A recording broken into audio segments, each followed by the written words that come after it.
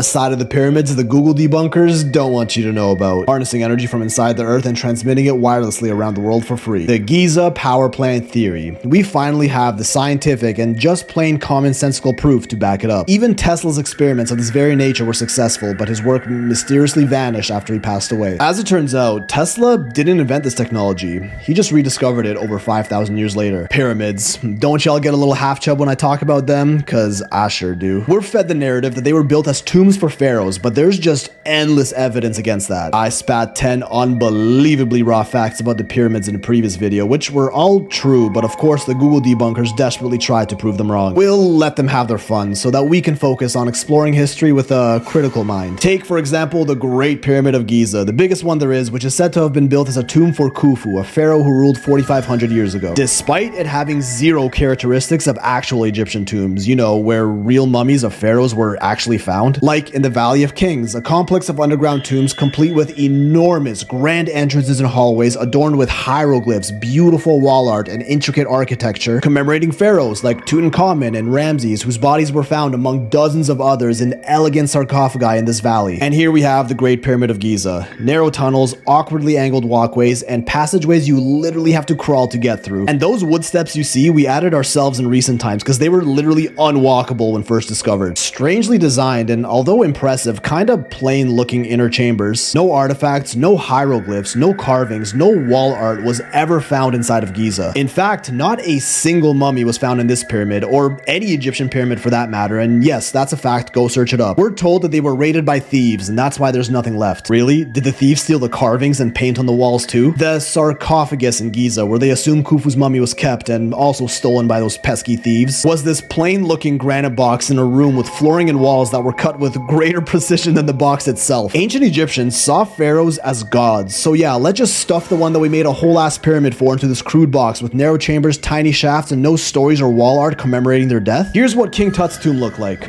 and King Ramses. Intricate art and masterfully designed, both of which were found in the Valley of Kings. And here's the tomb of the guy they dedicated the biggest structure in the world for.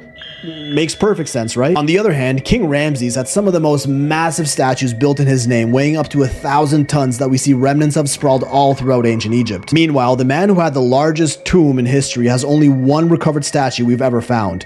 It's 3 inches tall. Let me get this straight. Giza, the most epic and just painstakingly difficult structure on the planet, was a tomb with absolutely no characteristics of a tomb for a pharaoh with no visible remaining presence in Egypt and whose body was never found. Other characteristics of the pyramid tells us it had a very different purpose, one that's turned a fringe theory into a scientific one. The pyramid was aligned perfectly with true north to less than a degree of accuracy, architecture matched only with modern engineering. The base of the pyramid is perfectly leveled to within 3/4 of an inch, something that's again only possible with like laser technology today. A structure that was made with 2.3 million stone blocks weighing between 2 and 80 tons each, built within allegedly 25 years. Meaning they'd have to place 10 stones an hour every hour for 25 years non-stop to achieve that. That's 1 stone every 6 minutes. People love to refute this with, oh, they had slaves, like it's some magic silver bullet, but I think they might be forgetting about a little thing called logistics. As in, how do you physically coordinate 20, 30, 50,000 people to lay a colossal stone every 6 minutes, day and night for 25 years non-stop? Yeah, slaves, bro. They had slaves. Trust me, bro, is even more ridiculous than these fringe theories. Each side of Giza is also about 755 feet long and are all within 2 inches of the same length as each other. That's a 99.98% range of accuracy. Once again, on par or even better than modern architecture. It also doesn't actually have 4 sides. It has 8, which cast shadows, making them visible only during the equinox. Which